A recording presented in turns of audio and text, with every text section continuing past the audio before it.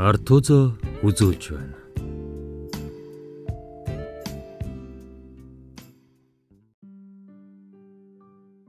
Нацаг дөржийн болон зохиолчдын эвлийн шагнал зохиолч Самбугийн найдмад. Таахаг. Энэ буурыг таахаг хэмээн ямаг сүргийнхэн араас таахаг алхан тайван явдаг энэ лагс том буур сүүлийн үед юу болоо гэмээр айхтар догширдаг болжээ. Хүнээр бол зан ашин жигтэйхэн эвдэрсэн гэмээр харагдана.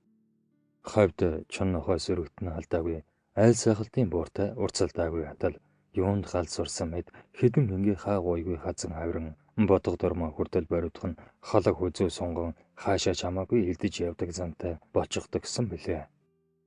Үнэн дээр гэхэд түүний зан ааш ингэтлээ гэнэ тойрсныг эзэн илт төгсөөлж мэдэхгүй бөгөөд гагцгүй таахагдал үйл таалагдах хүний нэг хаширгалтай үйл явдал ойгодом нэлон өнөр хоёроос уг явдал үүдэлтэйгч хүмүүс анзаарсангүй.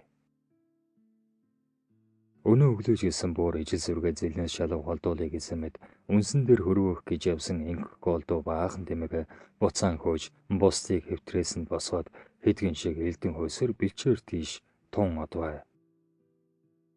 Буур бүхэнд тэр тусмаа хүний угааныг ямар нэг хэмжээгээр авсан байж болзошгүй гэцгээдэг. Аль эртний галзуу улаан гэлба хөрөн тэнгэр дууд их тавгаатын удам таагаг нэрт энэ буур өөрийн төрлөх зөнгөөсөл болоод ороогоо орох болоогүй байхад хүч тэнхээгээ бартал инхүү төгшөрөхөд хүрчээ. Үүнээс үзвэл юр түүнийг буур төдийгөр ухаарч боломгүй санагдана. Алив эцэг малд байдаг сүрлэг омгорхоо догшин эзэрхэг зантаагаас гадна түүнд өшөх өмөөрөх хямрах хааш араншин бий гэдэг нь илэрхээ. Чохом үүнийг бусад буурнаас тодорхой харуулж чаддаг чанараараа өргөний говьд гаагагдагч байж болзошгүй. Таахаг сүргээ хүзүү сунган элцээр л явлаа. Гал зурсан юм шиг хашин хөөсөөр л явна. Яа харахгүй эзэн хүнтэй холбоотой байж болох нөгөө муухай нэлон өнөр. Уудаг ус юм уу гэтэл өнгөөр ойготом нэлон шингэн дээгүүр нь том бараан шоу хашигчин эргэлдэх бөөн сэвс баасны өнөр бараг зөвгөрөөс ханх тавсаар. Буур өнгөрсөн өвлийн яг энэ өдрүүдэд анх ийм өнөр авч хамаг хэвсцээ буцааж гаргах шахжээ. Тэр л гутам шиг өнөр танар хэд хоногийн өмнөөс салхин эргэх зүгүүрээс үнэрцээр бөлгөө. Салхи сүрсэн ч уруудсан ч үнэртдэг болчихвэ. Саяхан орсон шинхэн цасны ширхгээс ч үнэрлэх шиг. Таахаг чонны үнэрийг бол сайн мэднэ. Сэвсний үнэрээ бол андахгүй. Ингээд л хүний хийгээд бусад амьтны дурладаг цус гэж юмны үнэрийг ингэтлээ их үнэрлэж байсан утаагүй юмсан ч. Айл-айлын гадаа арга шээзгээ шиг бөөнөр агуулаастай харагдах сэвсний сонин үнэрийг ч гэсэн урд өмнө сөрхий содон мэдэрч байсангүй. Түүний амтлах дуртай говийн бодарган шарил шавганы юм уу, талын таан, хүмүүл өнөр бус юухнэгч үл мэдих холимог хачин үнэр агуулаастай бөөн сэвс бааснаас хан хийхэд аргагүй босхон зайлахад хөрнө. Таахаг юуны учир шарга чингийг эзэн бат бөх уяагаар уйж хазарсныг зөнгөөрөө мэдэж байжээ. Орой хотондоо ирж гэмээр энгүүгүй болж оронд нь элэ шувуу эргэлдсэн гайхал сэвс баас нэлон заваа шингэн огтно. Таахгийн шээс хурж гой салтан чинэрч явлаа. Хэрийн бэлчээр түрмэгт сүргийн ихэн дэргэд онцгойрон зогсоод алс тэнгэрийн хаяа ширтэж хойд хоёр хөлийг байдгаараа алзан тун удаанаар цавруулан шээхэн түүнд жаргал байдагсан.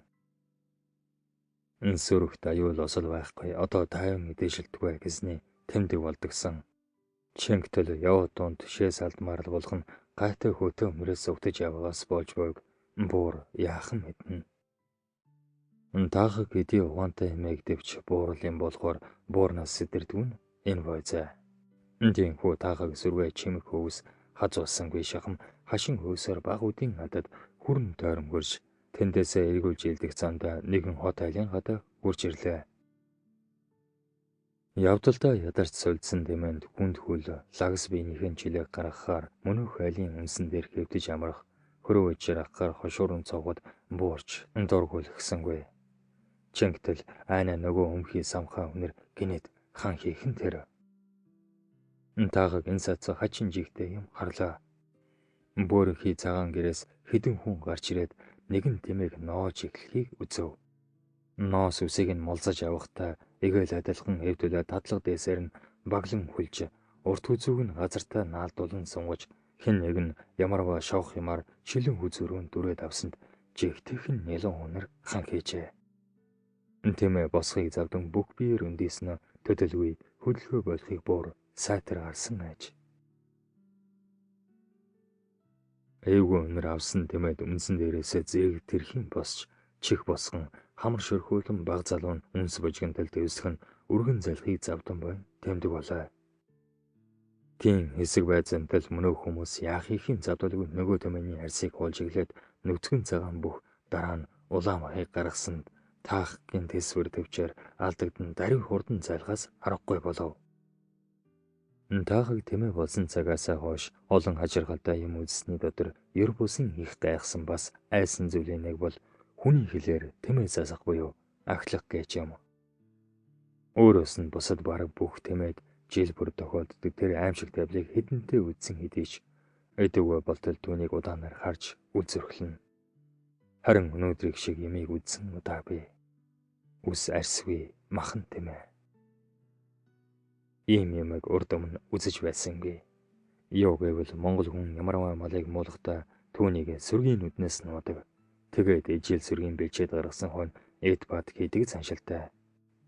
Хэвцээ ил хот айлынхан заншил ёс мэддэгсэн бол үнсэн дээрээ тэмээ ирэхэд даруй хөөж зайлуулах байсан байцээ. Ингээд л тэгсэнгүй. Таахаг дотор ирэхнээ гулган гарахаас наахнур сүргээ хөөсөр хот айлаас холдтол өмнөөс нь нөгөө муухай өмнөр дахиад л тосон өгтлээ. Сүргээ арга буюу ирэх хүлгээд хөрөв. Тэгдэл уртаас нь цус сэвсний нэлэн хунар улам хүчтэй цоргов. Тэгхэрэн сүргээ баруун зүгт ирэх хөлөв. Дахиад талаар зүүн тийш туулаа үнэр. Урагшаа хоошоо үнэр.